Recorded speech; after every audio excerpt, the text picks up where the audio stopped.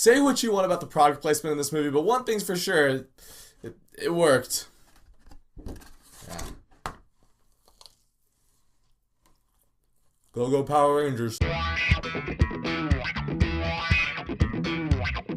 So Power Rangers is a movie. It's based off Mighty Morphin Power Rangers, the TV show from the 90s. It was ultimately a lot of stock footage from this one Japanese TV show, and they used the actors from America to kind of fill in the gaps. So yeah, like 50 to 60% of the Power Rangers TV show was basically an episode of bad lip reading. And in this movie, you have 5 teenagers. You have Jason, you have Billy, Zach, Trini, and Kimberly. They're a group of misfits. They don't really know each other very well, but one day they find this like spaceship in this mining facility, and then they find these little power coins, and they meet Zordon, and they find out that they have to become the Power Rangers and stop Rita Repulsa from taking over their city of Angel Grove. And after that, it's, go Power Rangers. Now, I was looking forward to Power Rangers a lot. I mean, it was one of my most anticipated movies of the year. But I was kind of looking forward to it more in that sense of like, I really hope this is good. The trailers were really promising, so I was going into this, I was excited, but I was like, I still have that thought in the back of my head, like Fantastic Four, Batman v Superman, movies that have had great trailers and just haven't really panned out. But walking out of this movie, I might have loved this movie. It was a lot better than I thought it was going to be. Am I gonna get put in YouTube jail for saying this movie was better than Beauty and the Beast? Because I thought it was. That's not an exaggeration. I think this movie's better than Beauty and the Beast. First thing I liked about this movie is the main 5 characters, the cast, they're really good. I think a lot of that comes from the writing because they're written like very real teenagers. But these actors are able to bring it when they need to bring it. There's a couple lines in there where I'm kind of like, alright, that was a little wooden. But that happened like once or twice throughout the whole movie. For the most part, these 5 kids. In particular, I'd say Dacre Montgomery as Jason and RJ Seiler as Billy. I thought that they really brought it in this movie. And same with Naomi Scott, Becky G, and Ludi Lin. I thought all of them just did a really good job. They had good chemistry on screen. And for the first like 20 to 30 minutes of this movie, I actually kind of forgot I was watching a Power Rangers movie. The Power Rangers stuff is there, but it's a lot of them just in high school or interacting with each other, getting to know each other. And it's got that John Hughes Breakfast Club type of vibe to it, and I was totally fine with it. Bryan Cranston as Zordon, when he was announced, I was like, oh, that's great casting. Throughout the course of the movie, there was a couple times when I was like, I don't know if I like what they're doing with Zordon. Zordon is still kind of Captain Exposition like he was in the original TV show, but they do also give Zordon this character arc, and Zordon in general in this movie, he's a lot more harsh on the Power Rangers than he was in the TV show, but like a good movie should do, it gives this character an arc and a motivation. And so at the end of the day, yeah, I liked Bryan Cranston in this movie. Bill Hader as Alpha 5, they did the best job at grounding Alpha 5 as you could probably do. Alpha is just such a cheesy character. I didn't love the design of Alpha. I don't like how he's got like the big beer belly thing, but what's great about it is through Bill Hader's acting, I wasn't really thinking about that during the movie. I could complain about production photos all day long, but at the end of the day, Bill Hader in the movie, I thought he worked. I thought this was the best job they could have done with Alpha 5. Granted, he is still cheesy and weird, so if he annoyed you in the TV show, he'll probably annoy you in this movie. But if you're okay with Alpha being a little weird and going, ay,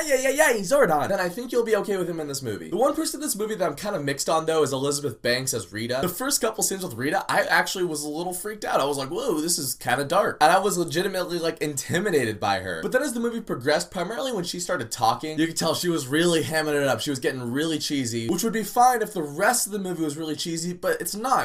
This movie really does take Power Rangers seriously, at least as serious as you can take this premise. It almost feels like before they started this movie, everybody, like the cast, the crew, they all had this like sit-down meeting, and they're like, okay, people remember Power Rangers, they like it, they're a little too nostalgic about it, they think it's better than it actually is. Let's show them that it can actually be really cool. We'll take it seriously. It'll be great. And then everyone in the meeting was like, yeah, all right, yeah, let's do that. And then 2 minutes later, Elizabeth Banks walked in and she missed that whole speech, because there are a lot of scenes when Elizabeth Banks does feel like she's in a different movie. It didn't completely detract from the movie, and I'm not saying, recast Rita, because I think Elizabeth Banks is a good actress. I would just say, tweak a couple of the things that you're doing with the character. Like I was saying at the beginning of this video, the first act of this movie, I almost forgot it was a Power Rangers movie, and you really don't see them morphing and doing all the Zord action until the end of the movie. That middle section, it's a lot of training, and my first time watching it, I was really into it, I was really engaged, because it's also where a lot of the character development happens. There's this really cool scene when they're all sitting around a campfire and they're telling each other their deepest, darkest secrets, and I really liked that scene. However, I do feel like this is one of those movies when I go back to watch it, it is gonna lose a little bit in that middle section. First time through, I thought it was great. When we were at the end of the movie, I was kind of surprised. I was like, whoa, we're already here. But I feel like this could be one of those movies on repeat viewings where that middle part does drag a little bit. Now, I'm not saying this movie is like the Dark Knight of Power Rangers, and it's not trying to be. This movie isn't a dark and gritty reboot of Power Rangers. It's still pretty lighthearted, still fun, although it is PG-13, and they do throw in, some PG-13 swear words here and there. There's a couple scenes with Rita that I think would scare some younger kids. But this movie found a really nice blend of harkening back to why we like Power Rangers while also modernizing the whole saga. It's Power Rangers, you're still gonna have those cheesy elements like I said in the intro of this video. Krispy Kreme plays a large part in this movie.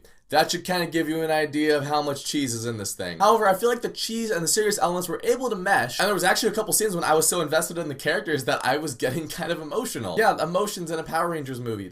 I could have never called that. On the whole though, Power Rangers really blew me away. I went into this movie hopeful, but I still had that thought in the back of my head that throughout the movie I was just gonna be thinking, alright, this isn't the worst movie I've ever seen, but I mean, those Zelda shrines aren't gonna find themselves. Let's get this thing going. But I found myself actually really enjoying this movie. I thought the cast was really good. I thought the characters were really well written. The action scenes when they do happen are pretty cool. There are some times it relies a little bit too much on that like the slow motion, fast motion attack style. Oh, and I didn't really like how Goldar looks. I saw him in the trailer and I was like, that's not Goldar. And in this movie, he's just a big CGI glob of gold, and that was kind of a disappointment. But other than that, it's a good movie. Watch Power Rangers. I want this movie to do well because this could lead to a really awesome sequel and a really awesome Power Rangers trilogy, and I would love that. So if you've seen Power Rangers, let me know what you thought of it down in the comments, and thank you so much for watching this video. If you guys liked it, you can click subscribe and check out some of my other videos, and I'll catch you guys next time.